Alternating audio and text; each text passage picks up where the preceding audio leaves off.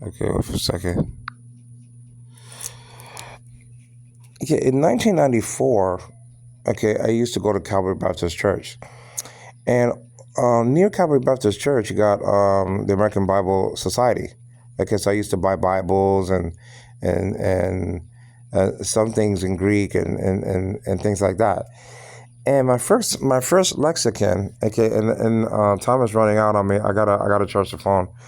Um, my first lexicon, okay, was all in Greek. Okay, it was all in Greek. Everything was in Greek actually, except for the the explanations of the Greek word. So I couldn't use it in 1994. I could not use the thing. Okay, I'm talking about 1994, and I was a very young Christian at the time. I was only 4 years old in the faith. Okay, I got saved around 1990.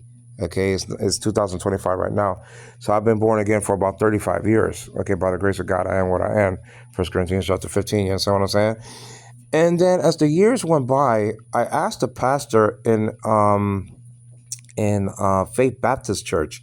I forgot his name. It's too bad because he was a very nice person, but that's just years ago. Um, I asked the pastor, something. How can I pronounce the Greek? What can help me to pronounce the Greek letters or some Greek words? How what can help me? He said, "Oh, okay, vines. Okay, so vines. Oh, okay, so I bought vines, and I was very content with vines for a very long time because I knew that I thought that was Greek. That's sufficient. That's sufficient. That's sufficient enough for me, just to know the Greek words and know the meanings and know how to spell the letters and know how to sound off the letters, know how to spell the word, and okay, find a Greek word here, and you're good to go. And I thought that was Greek. I really did. And this was years ago. And then I came to know that's not knowing Greek at all. It's not knowing Greek at all. Tracing a word, looking at it, looking up the word in vines or theirs or kittles or um, or at the Hebrew side of things, Brown Driver and Briggs, and then going back to the Greek. George Rackerberry's Greek lexicon and Mounce's Greek lexicon and all these lexicons, Art and Gimrich, and that's not knowing Greek. That's the problem that a lot of Jehovah's Witnesses, they say, oh, well, I know Greek because I know how to trace the word and look at it and stuff. That's not knowing Greek. Knowing Greek is something that we're about to do. Knowing Greek, you have to know the constructions, how things operate, how things tick. You can know how to tell time, but it doesn't mean that you know how to build a clock. It doesn't mean that especially the old fashioned clocks, the old fashioned analog clocks, you can tell time from the front, and that's fine. You can even switch the time. You may know how to switch the time a little bit, with your finger. Put the analog, turn the analog clock around from 5 o'clock, and then daylight savings time. You could cheat, before you go to work and put it back an hour and stuff like that. But if you let's say if the clock breaks, do you know how to fix it? Do you know how to fix a clock? You can know how to drive a car, but do you know how to build a car? Build it. I'm talking about. Okay. So some people know how to drive a car. They don't even know where the carburetor is or the spark plugs. They just buy the car. And they don't even know nothing about it. They don't even know where the battery is. You understand what I'm saying? They don't even know how to do a jump start. Okay, you understand what I'm saying? Because they had the music on too much, and the engine was running, and then oh, the battery is dead. Oh, honey, what happened to the battery? Yeah, well, you had the engine running. That's just some people don't even know nothing about no ignition. They don't know about nothing about nothing. Okay, I'm just saying. You know what I mean. So you can use a computer, but do you know how to put one together?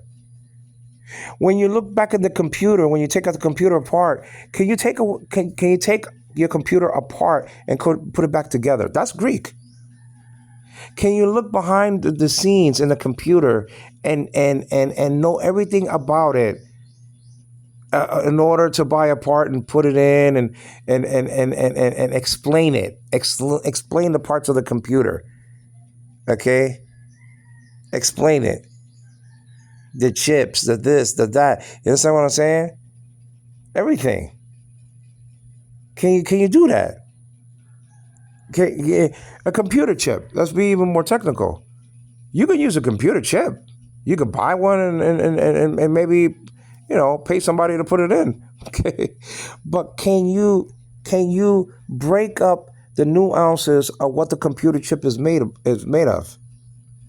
You understand what I'm saying? Can you do that? Some people don't even know how to cook, but they know how to eat. Can you cook a meal? Can you put in the ingredients? Can you follow a recipe? You understand what I'm saying? Oh, all hell will break loose if somebody would do that. They know how to eat. That's as fat as a pig. But the thing is, can you? You understand what I'm saying? I don't want to offend nobody. Mr. Spock made from Star Trek. Leonard Nimoy made a book called Fat is Beautiful. I mean, I'm a little bit overweight myself, but I'm just saying. I'm just trying to be funny. Everybody knows how to eat, but can they know how to cook? This is Greek. This is what Greek is about. Greek is not just looking at a lexicon, man, and saying, oh, I know Greek. You know nothing if you stop there. I'll prove it to you. Let me prove it to you right now. Forget about this right now. Let's go to the actual word, okay, that's in the text. It's in the text, not in the lexicon, the form, but in the text itself. Because in the text itself, it's going to tell you, well, if this is in the future, it's a completed action, what kind of action it is. Okay, you understand what I'm saying? That says over here, emptied. Now, we see the ED in English. Oh, that happened already. Empty. It's not that he will empty or something like that. It doesn't use the word will. He emptied it already. He did. This is a completed action. Let's look at the Greek. Right below, okay, the word empty is your Greek, your textual form, what the text actually has, not the lexical form. The lexical form just has the present tense form, okay, the present tense form. That's all it has. Sometimes your lexicon will have the future tense along with it, like George Riker Berry's Greek lexicon will have the future also, okay. Yes, but your lexicon, okay, is gonna, for the most part, it's gonna follow the present tense. Okay, that's nice, but that's not good enough. If you really want to be a real student of the Word of God, of the actual text itself, not just trace a word and give me the meaning. You know what I'm saying? But actually know how it's ticking. No pun intended, because we spoke about the clock. You understand what I'm saying? In the text, well, you got to know these constructions. Okay, let's check this out. Ekinosin, actually. Ekinosin. Now, over here, ken is the stem. This is the tense. This is the aorist tense stem. Okay? First aorist, actually, over here is the first aorist. I'll explain that in a second. Ken is your stem, your if you want to call it, your root, if you will. But ken is your stem. Is the aorist tense stem. So your Ken or kappa epsilon nu, it looks like a V, but it's not a V. It's an N sounding letter in Greek, nowadays called ni. You understand what I'm saying? As my phone is dimming out on me. It's like I didn't pay the bill. Right before that, okay, there's an E. Why is it there? Why is that there in the textual form and not in the lexical form? The lexical form is not an aorist. That's all. Over here, you got the aorist tense, a simple completed action in past time, because it has the augment. The ED in English is showing us that something was completed. He kicked the ball. He jumped out of the window. Okay? You know what I'm saying? And all that other stuff. Sometimes a vowel is changed and ED is not used, like he swam, he sung a song. You don't say he sunged, or you don't say he singed with an ED. He sung. You just change a vowel. You understand what I'm saying? So sometimes you change a vowel, and sometimes you add ED. You see? In Greek, you have EDs all over the place, showing you that something is a completed action, and that's just the deal. So over here, there's an E before the consonant kappa. So that's showing you that's an augment. Now, okay, sometimes somebody may say, well, Angelo, what happens if a word doesn't begin with a consonant? Do they put an E? No. What they do, if it begins with a vowel, they lengthen it. So if it begins with an alpha, they lengthen it to eta. You understand what I'm saying? That's a cool example right there. You understand? So instead of alpha, you're gonna have eta. For God so loved the world, agapison. It used to be alpha, now it's the eta there because they don't use the E, they just lengthen the vowel that's already there. You see? You understand what I'm saying, right? So this E is like the ED in English over here in the text. So que no. Okay, que no. But what is that SEN or sigma epsilon, for example? That's sigma epsilon. What's that all about? Well, the sigma epsilon is called the first aorist morpheme. Everything is a morpheme. What do you mean morpheme? The Greek word morphe is found 3 times if you count, and you really can't. Verse 12 of chapter 16 of the Gospel of Mark. But anyway, let's say it just is found 3 times because that's how Mounce has it. Even though he has a typo, he has it in verse 14 instead of verse 12. That's a typo in his lexicon. You understand what I'm saying? It's found 3 times in the Greek New Testament. Okay, twice in Philippians chapter 2, once in verse 6 and once in verse 7. Okay, and then once in verse 12 of chapter 16 of Mark, like I said before. So when I say that something is a morpheme, something this is a aorist morpheme, this is an aorist form. That's what I mean. Okay, so they'll say morpheme. Okay, everything's a morpheme. Your stem is a morpheme. Your root is a morpheme. You understand what I'm saying? Your epsilon, the augment is a morpheme. Your sigma epsilon right here is a morpheme. What is it? An aorist morpheme. Well, what is it? Well, it's like an ED also, if you will. It's just telling you this is an aorist, the sigma epsilon. Now, why is the sigma epsilon in the third person and sigma alpha in the first and second person? Well, that's just to distinguish, everything. You understand what I'm saying? Okay. You can't have sigma alpha and then sigma alpha again, and then that's just too confusing. So they picked sigma epsilon, for the third person singular. You understand what I'm saying? Because you got sigma alphas all over the place. You understand what I'm saying? And you're first and second person, so you got to have it again? No. You understand what I'm saying? So that's just it. So they used sigma epsilon, and when you see sigma epsilon or sigma alpha, you're trained to say, "Oh, that's an aorist." You see how you're looking at the clock from behind the scenes? You see how you're looking at the computer now? You know how to put things together and take it apart in Greek. That's the difference between knowing Greek and not knowing Greek. Knowing Greek is analyzing. That's what I'm trying to say. Is analyzing a word. You understand what I'm saying? To take it apart and to put it back together again. Okay? You understand what I'm saying? It's not as hard as a Rubik's Cube. No, it's not that. Okay? It shouldn't be. But when you look at an infinitive, you see epsilon iota nu. Oh, that's an infinitive. Oh, sigma alpha iota. Oh, that's an infinitive. It may be. Anyway. You understand what I mean? Because some things are similar to other things, so you have to be careful. Your omega nu, and appears like in a genitive plural, and appears as a participial morpheme. So you have to be careful. Okay, you understand what I'm saying? So this is the sigma epsilon is telling you that this is an aorist tense. It's the first aorist, by the way, when you see the sigma epsilon, the sigma alpha. And then the augment is telling you that this is an aorist tense. Okay? And you have to look at your stem also. Okay? Sometimes it gets confusing, the imperfect and the aorist, because they use augments. That's the problem.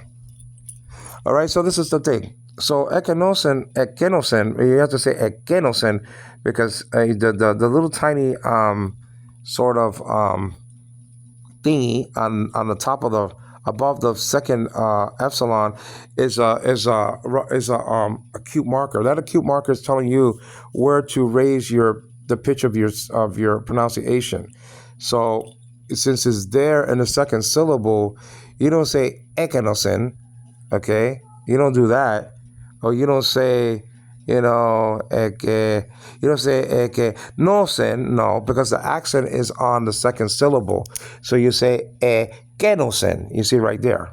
Okay, that's an acute marker. That looks like we were talking about a clock earlier, analog clock. Two hands on a clock, the old fashioned. They still have them still. You understand what I'm saying? Still have them still. You understand what I'm saying? So it's like pointing to 7 o'clock on a clock.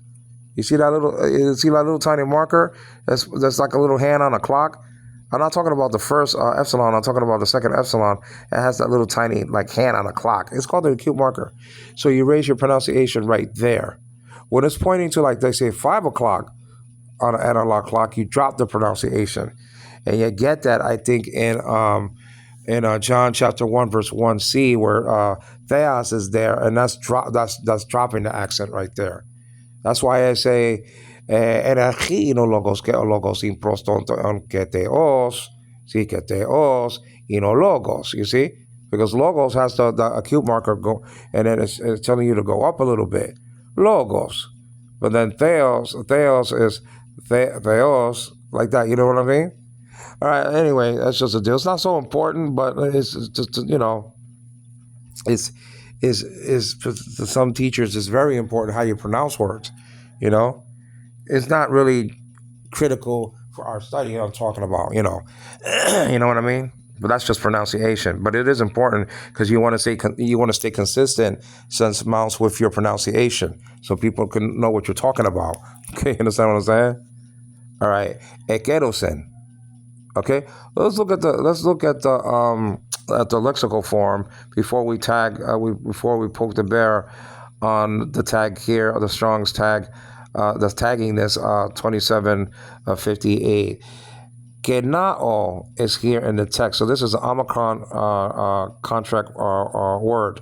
Okay, kenao. Okay, so that's just a deal. Contract verbs are very, very important to understand because sometimes you have letters pressing on other letters, changing everything. Okay, so if you have an epsilon contract verb, okay, and then you have something that's a personal ending or something like that, and then the epsilon is with the epsilon, well, something is going to happen. It's going to be a change. Okay, it's going to be a change. So you have to know about that. So that's just the deal. Now, where did I go? Wait for a second. All right, so kenao is the lexical form. So when you trace this word, you're going to see kenao. You're not going to see the textual form every time unless it has the present tense. Okay? You understand what I'm saying? And according to the noun system, you're only going to have when you trace it, let's say you trace theon. Well, you're not going to see theon in your lexicon. You're going to see theos. Okay, when you trace that number 2316 and it's found 1,300 plus times in the Greek New Testament, meaning theos, you're not going to see theon unless we're talking about it. But you're not going to see theon. You're going to see the nominative case always in your nouns. You understand what I'm saying? Always. Okay, as the head. As the heading